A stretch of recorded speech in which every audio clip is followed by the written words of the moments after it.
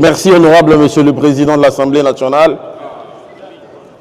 J'aimerais rassurer les élus du peuple que votre gouvernement s'attelle à faire face à une situation exceptionnelle. Et nous la relevons avec fierté et honneur. Et nous avons besoin de l'accompagnement de nos élus et de votre soutien. Parce que pour renchérir ce qui a été dit par l'honorable Monsieur le Président, nous n'avons aucun retard de paiement au niveau de l'Assemblée nationale pendant le moment où je vous parle ici. Et je crois que nous méritons les encouragements de nos élus parce que la situation de la guerre dont nous faisons face et ce que nous faisons en termes de stabilité du cadre macroéconomique mérite à ce que nos élus nous encouragent, que nous puissions continuer dans cette direction.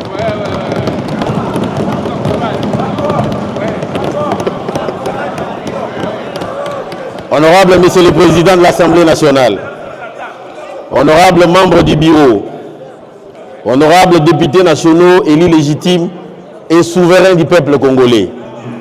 il vous souviendra qu'au cours de la séance plénière de votre prestigieuse chambre, tenue le 14 décembre 2024, j'ai eu l'avantage de répondre à votre invitation afin de présenter à la représentation nationale les arguments favorables à l'inscription et au maintien de certains engagements du gouvernement, votre gouvernement, sous forme des accords de crédit, à la liste des matières devant faire l'objet d'habilitation par le gouvernement à légiférer par ordonnance-loi du président de la République, chef de l'État, lors de vos vacances parlementaires de décembre 2024. Dans le domaine des finances, j'ai, à l'occasion de montrer l'opportunité et l'urgence de la démarche en faveur de 3 accords de prêt et un accord de partenariat en phase avec 6 engagements du quinquennat du chef de l'État, inscrits dans les PAC 2024-2028, à travers lesquels le président de la République, son Excellence M. Félix Antoine Tshisekedi Tshilombo, s'est engagé à assurer plus d'accès aux services de base en faveur de nos populations, en réduisant progressivement les disparités géographiques entre les milieux ruraux et urbains, notamment en ce qui concerne l'offre de services sociaux, dont c'est lié à l'approvisionnement durable des services d'eau et d'assainissement. En substance, de 3 accords de prêt négociés et conclus par le gouvernement de la République, 2 s'inscrivent dans le cadre du programme régional d'appui au développement des infrastructures et de valorisation des ressources en eau transfrontalières entre la République centrafricaine, RCA, notre voisin, et la République démocratique du Congo, notre cher et beau pays. Le programme s'appelle Prédire. Ils ont été signés pour les premiers le 5 octobre 2024 avec les fonds de l'OPEP pour le développement et l'international pour un montant de 30 millions de dollars. Et pour les deuxièmes, le 16 octobre 2024 avec le Fonds africain de développement FAD d'un montant de 12,5 millions d'unités de compte, soit 16,6 millions de dollars au titre du même projet. Ces projets Prédire, qui s'exécutent en 2 phases, constituent une opportunité pour la RDC d'amorcer dans sa première phase la résolution de la problématique de l'amélioration des conditions de vie de nos populations dans les provinces du Nord Ubangi, du Sud Ubangi, de la Mongala, à travers la construction et la réhabilitation des infrastructures d'eau potable à Badolite, à Mobaïmbongo, à Yakoma, à Bouzi, Yapinda, Kotakoli, Fiwa et Bigué-Nord. Ce projet devra aussi renforcer la gouvernance des secteurs de l'eau et de l'assainissement, ainsi que les capacités des parties prenantes, notamment la régie des eaux, dans l'amélioration de la gestion de l'eau et des actifs dans les zones concernées. Le 3e accord se rapporte à l'appurement des pertes et manques à gagner des sociétés pétrolières certifiées à fin décembre 2023. Il a été signé le 29 novembre 2024 entre la République démocratique du Congo et un consortium de banques commerciales congolaises, à savoir Equity BCDC, la banque dans laquelle l'État a des actions, First Bank, DRC, EcoBank RDC, Standard Bank, sous forme d'un emprunt syndiqué d'un montant total de 469 millions de dollars américains. Les contrats de refinancement signés en date du 29 novembre 2024 visent à régler les créances accumulées des sociétés pétrolières résultant du gel des prix des carburants instauré en 2009 afin de prévenir une éventuelle crise d'approvisionnement en produits pétroliers. Alors qu'un premier décaissement de 123,5 millions de dollars avait été réalisé en février 2024 pour payer une partie des dettes certifiées, votre gouvernement avait prévu un deuxième tirage de 282 millions de dollars américains pour apurer les créances restantes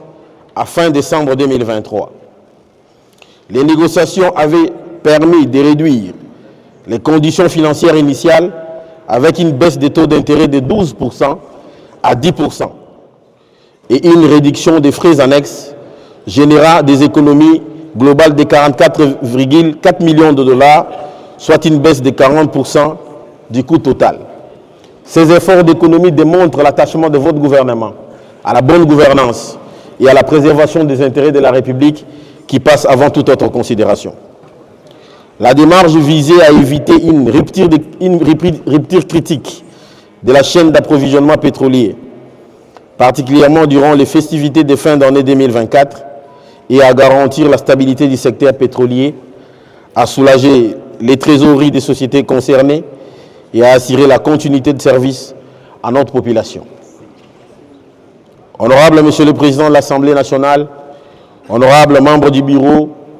honorables députés nationaux, élus légitimes et souverains de notre peuple, les derniers projets de loi que je vais vous présenter ce jour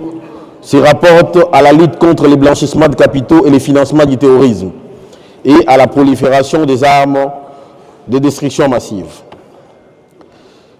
La loi 22/068 promulguée le 27 décembre 2022 visait à moderniser les cadres de lutte contre le blanchissement de capitaux, les financements du terrorisme et la prolifération des armes de destruction massive afin de se conformer aux 40 recommandations du groupe d'action financière GAFI et aux principes d'échange d'informations du groupe Edmond. Cette initiative faisait suite aux conclusions de l'évaluation mutuelle menée en 2018 par le groupe d'action contre le blanchissement d'argent en Afrique centrale, GABAC en sigle, laquelle avait mis en évidence des failles stratégiques importantes. Faute de corrections rapides, la République démocratique du Congo a été inscrite en octobre 2022 sur la liste grise d'IGAFI, sous surveillance renforcée. Pour sortir de cette liste, un plan d'action a été concocté entre mai 2023 et mai 2025, avec la transmission de 7 rapports destinés à démontrer la mise en œuvre des recommandations et les progrès réalisés par notre pays. Comme vous le savez, l'inscription sur la liste grise pèse fortement sur l'économie nationale. Les partenaires financiers internationaux se montrent plus réticents à accorder des aides et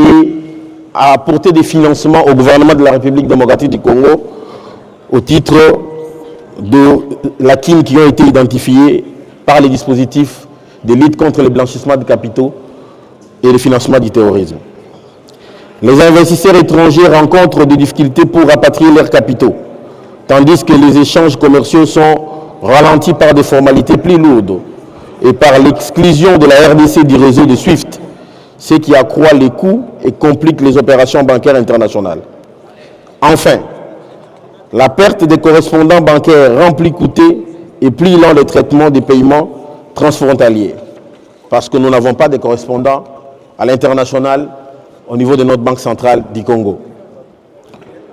Consciente des réserves exprimées tant par les GAFI que par les groupes Egmont,